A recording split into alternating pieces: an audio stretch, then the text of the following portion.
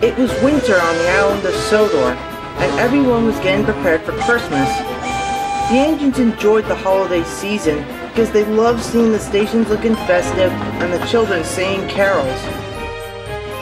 The engines were rushed off their wheels. They got less rest, but they didn't mind.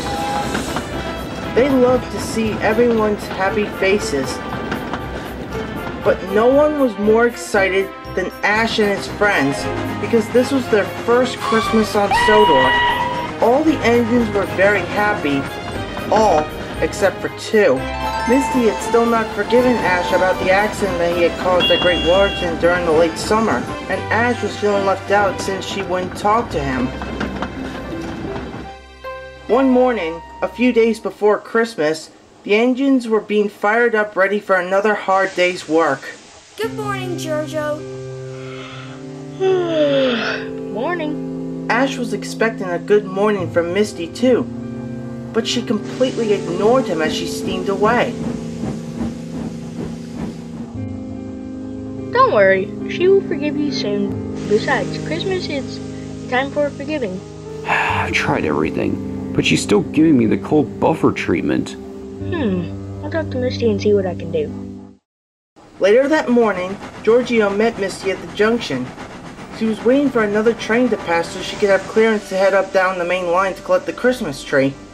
Misty, why are you still giving Ash the silent treatment?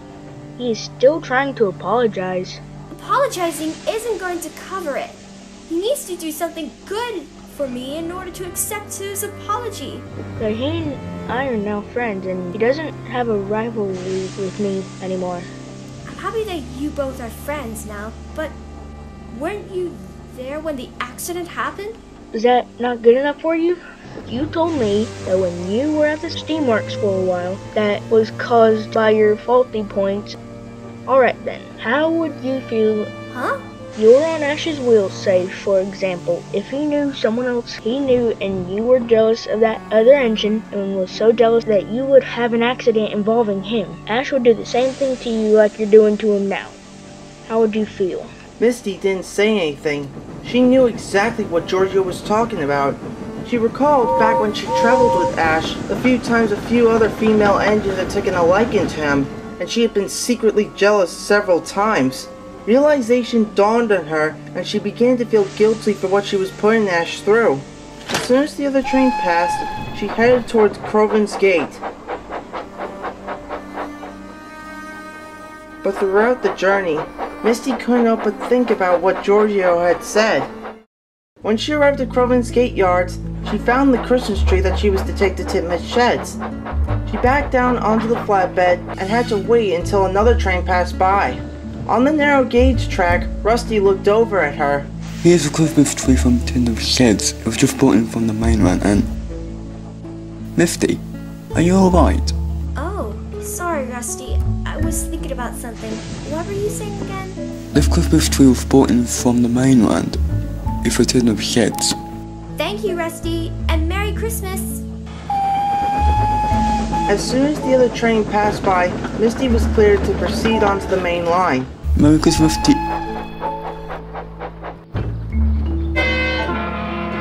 you too. She's in a hurry today. Soon, Misty arrived at Titmuss Sheds, and the workmen began to unload the Christmas tree. She was happy, not just because she had delivered the tree, but she had made up her mind to forgive Ash. Misty was about to head back to the Peel Godred branch when she saw Sir Topham coming towards her. He was in a grave hurry. Ah, Misty, thank goodness that I was able to catch you. I need you to stay here for a couple of days. Max's engine is frozen, and he can't get it to start. So until his engine has thawed out, you will have to do his work here. Misty wanted to say no because she wanted to get back to the branch line as soon as possible, but she knew that really useful engines don't argue, especially during Christmas. Yes, sir. Excellent. I'll have May run your train until you get back.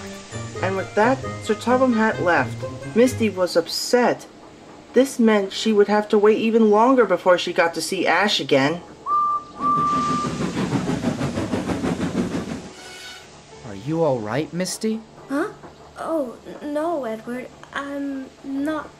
I have to do the shunting work here for a couple of days because Max's engine's frozen and he has to be sent to the diesel works so his engine can be fixed. What's wrong with that? I decided to forgive Ash for what happened during the summer. I'm worried that I won't be able to get the chance to apologize.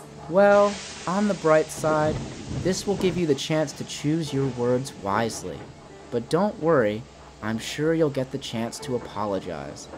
After all, it's only a few days until Christmas. Misty knew that Edward was right. Throughout the day, Misty did all of Max's shunting work in the yards. She had to do it for a few days as it took longer for Max to be repaired.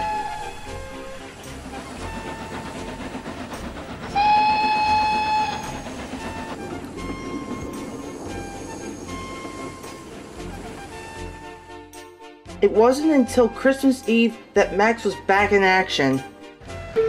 Misty still had to help out a bit after Max got back. But by the afternoon, Sir Tuttlehead came to see her. I'm pleased with your work, so I have an important job for you. There's a passenger train heading to Ash's branch line, and I want you to take it. Thank you, sir.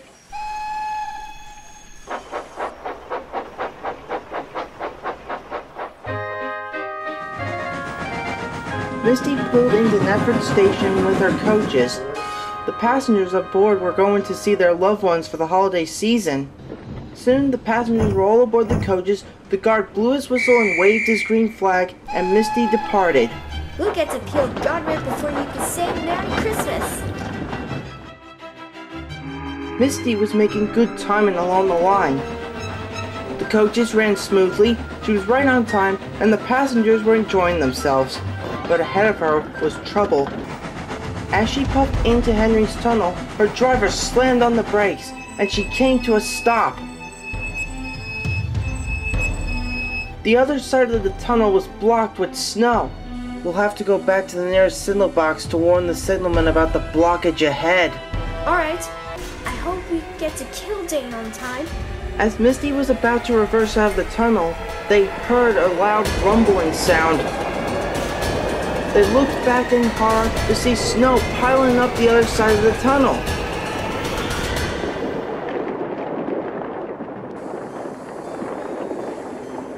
Misty was now trapped. Help! Someone, please! Anyone, help! But there was no one around to hear her. Meanwhile, Ash and Georgio were wondering where Misty was. They were starting to become concerned.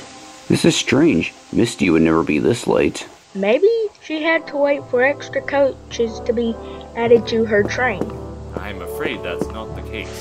Sir, what happened? There's been an avalanche at Henry's tunnel. The signalman contacted me and said that Misty never made it to the next station. We must assume that she is trapped. Ash and Georgio, I need you both to go and rescue her. I've already sent Donald and Douglas to search the other way. Some workmen are coming along to help you with the rescue. Yes, Yes, sir. Right away, sir. Once their snowplows were hitched up, and after Ash collected one of his coaches for the workmen to board in, the search began.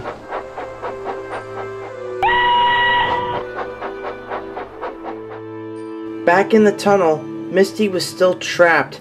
Her fire was starting to go out, and her crew had taken shelter inside one of the coaches. She was thinking about how horrible she had been treating Ash for the past few months. She felt so terrible that she felt like bursting into tears. Then, she heard singing that was coming from the coaches. It was the passengers singing carols.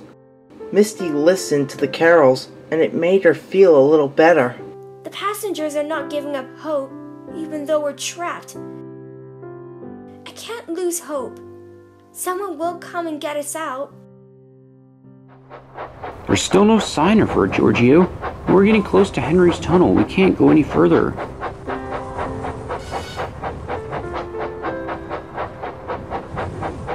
It looks like she isn't here. There's a possibility that she might have taken a different route. We should probably check another line. Alright, but first let me blow my whistle just in case. Ash? Misty heard Ash's whistle. She tried to whistle, but she had no steam left. Alright, Georgio, let's go. You were right, she isn't here. Misty summoned all the steam she had left in her, and she let out a great blast of her whistle. Ash and Georgio heard the whistle. Misty, hang on. We'll get you out. The workmen began to shovel the snow aside, while Ash and Georgio plowed through the snow multiple times. Donald and Douglas, who had arrived on the other side of the tunnel, did the same.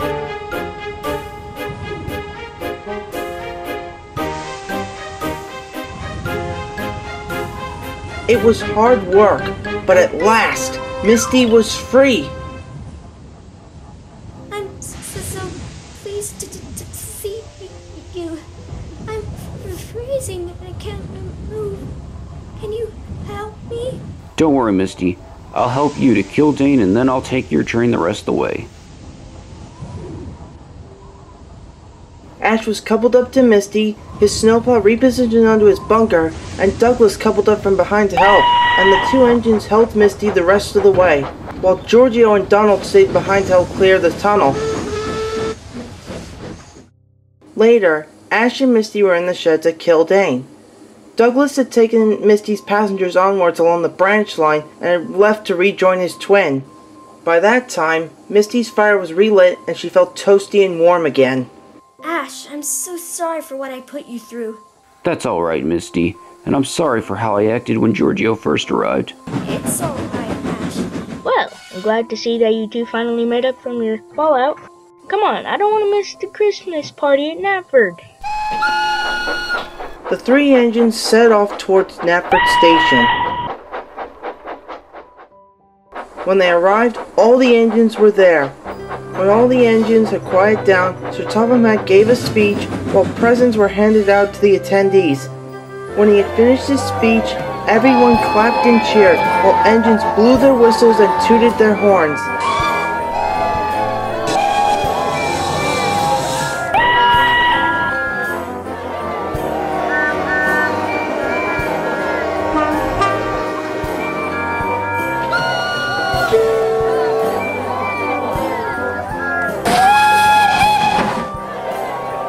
While the festivities were going on, Misty spoke to Ash. For all that has happened today, I'm grateful, and I was wondering if you'd like to get back together.